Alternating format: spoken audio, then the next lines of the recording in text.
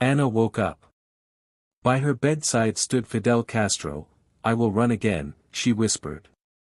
Then her eyes slowly closed. Anna was born in a small town in the east of Cuba. She was a happy child, full of energy, and from a very young age, she loved running. Sports were important in her family, and they were important in Cuba too. The Cuban government wanted to create the best doctors, the smartest teachers, and the strongest athletes in the world. There were special schools for children who were intelligent in science and for those who were gifted in sports.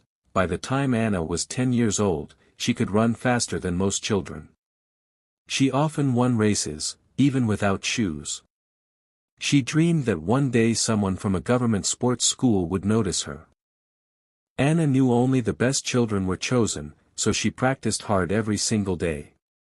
Finally, when she was 13, she received the news she had been waiting for.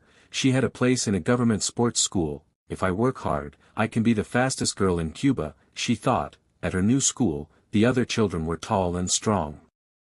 But Anna's body began to change. She stopped growing taller and started gaining weight. She felt heavy and tired, so she practiced less. For the first time, her dreams seemed to fade away, but Anna loved her school. She did not want to give up. Luckily, Blas Beato, one of Cuba's most famous running coaches, had seen her. Though Anna was heavier than before, he saw her strength and speed. "Try the 400-meter race," Beato told her. "I think you can be the best." It was not easy. But with Beato's guidance, Anna trained harder than ever. Slowly she lost weight, grew stronger, and began winning again. Soon she became the fastest girl in Cuba in the 400 and 800 meters. She also trained her mind, learning to fight pain and believe in herself. In 1987, Anna won 2 gold medals at the Pan American Games in Indianapolis, USA. In 1989, she won every 800-meter race she entered. She was proud to run for Cuba, and her name became famous around the world. 4 years later, the Pan American Games came to Havana, Cuba.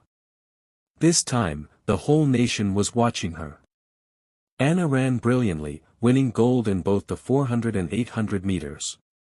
The stadium exploded with cheers.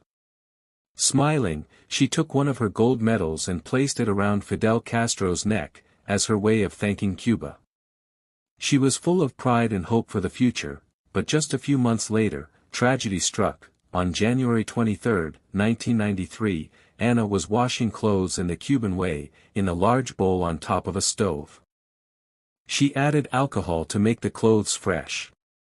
Suddenly, the alcohol spilled onto the stove. In seconds, fire spread over her clothes and skin. Anna screamed in pain as her body burned. She tried to pull off her sweater, but the flames were too fast. At Havana's Hermanos Emijeras hospital, doctors fought to save Cuba's beloved athlete. The news spread across the country. People prayed for her, and her family stayed by her side. Nearly 40% of her body was burned. She was close to death. Days later, Anna opened her eyes. Fidel Castro was beside her. "I will run again," she whispered. Then she fainted. Anna spent 5 long months in the hospital. She cried from pain, but she refused to give up. She forced herself to walk every day, even when her friends told her to rest. After 2 months, she was running up and down the hospital stairs, all 15 floors. Then she asked for an exercise bike in her room. The doctors were amazed. Anna was fighting again, this time against pain. "If I don't run again," she said, "I will die." Her burns made it difficult to move her arms, stomach, and head. Running seemed impossible. But Cuba's doctors worked patiently to repair her body. Slowly, she returned to training, though the hot Cuban sun burned her weak skin easily. She practiced only in the early mornings and late evenings. Incredibly, later that same year, Anna competed in the Central American and Caribbean Games in Puerto Rico. She could not move her arms or head properly, but she still won silver in the 800 meters. The crowd cheered wildly. Castro said, "She won silver in the race, but she won gold in courage." By 1995, Anna was back on the world stage. In Stockholm, Sweden, she won gold in the 800 meters.